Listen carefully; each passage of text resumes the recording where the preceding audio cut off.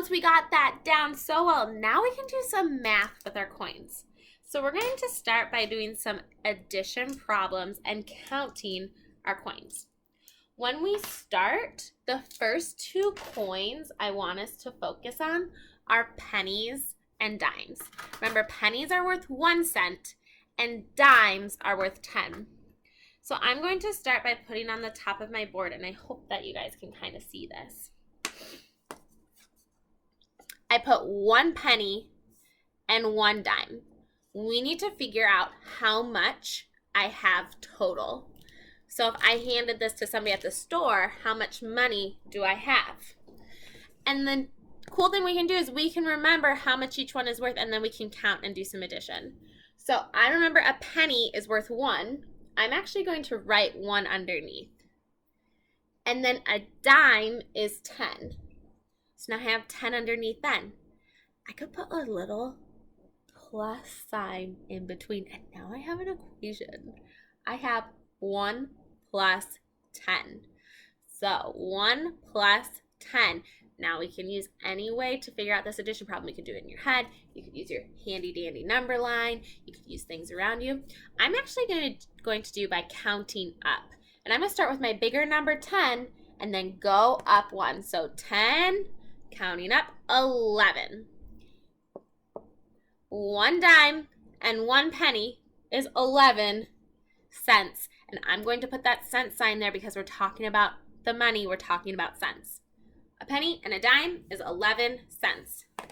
Okay, so that's not too bad. But what if I add, what did I add to this? Now I have a penny, a dime, and a penny. Okay, again, the first thing I'm going to do is write how much they are worth, their value underneath. So a penny is 1, a dime is 10, and another penny is 1. I'm going to put these little plus signs in between. Now I have 1 plus 10 plus 1. Well, we already did 1 plus 10, and we said that was 11. So I can say I already did that and I got 11. But I still have this new plus 1. I'm going to bring that down. Now I have 11 plus 1. Well, let's count up. 11, 12. I have 12 cents. Nice. Okay, let's keep going and see what happens next. I have another dime. Whoa. Okay, I have a dime. I have a penny. I have a dime. I have a penny. Let's start first by putting the values underneath. 10, 1, 10, 1. And there's our little plus signs here. I'm going to do something a little different this time. I see I have 2 dimes. I'm actually going to think about those together, and I'm going to think about my counting by tens. So 10 plus 10, if I do counting by tens, 10, 20. That is 20. Now I still have my 1 plus 1. Okay, 1 plus 1, let's do that one in our heads. That's pretty easy. That's 2. So 20 plus 2, this is like our tens and our ones, 22 cents. 20 plus 2 is 22, 22 cents. Think about those tens and ones as we do this. I have a 2 in my tens place and a 2 in my ones place, 2 in my tens place, 2 in our ones place. Interesting how all of our things are kind of tying together for this. Okay, once you have practiced pennies and dimes, then we're going to add another coin to the mix.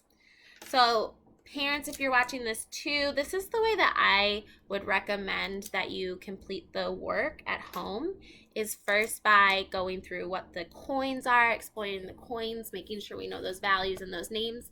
Then start with your dimes and your pennies, because that's your tens place and your ones place, and that can be seen really clearly. And now we're going to add a new coin into the mix, and that coin is going to be our nickel. So now we will have tens, fives, and ones that we are working with.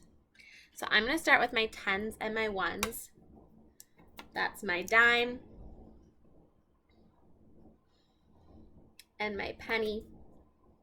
And now we can add our friend, the nickel. Here's our nickel. He's got the flat side, So I know that he is the nickel.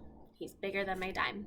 So first thing we want to do when we see these problems is we want to think about the value and identify those coins. So my first one is a dime, which is 10.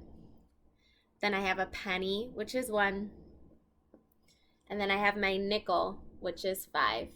And we have our invisible plus signs in between. All right, we had already practiced 10 plus 1, but let's think about 10 plus 5 first. I want to get those bigger numbers out of the way first before I add my pennies. So 5 is bigger than 1, so let's do the 5 first and do 10 plus 5. So I'm going to think about this 10, and I'm going to think about this 5, kind of bringing them down out of the way. So I remembered I did them. 10 plus 5. Now this is cool because now we're thinking about our counting by 5s. Before we were thinking about counting by 10s, and now we're practicing our counting by 5s. So I know if I count by 5s, I could go 5, 10, then 15 comes next. 10 plus 5 is 15. Practice my counting by 5s, and I still have this 1 left over on the top. So I'm going to bring him down. 15 plus 1. Now we're counting up by 1s. 15, 16. My answer is 16 cents. Nice work, everybody.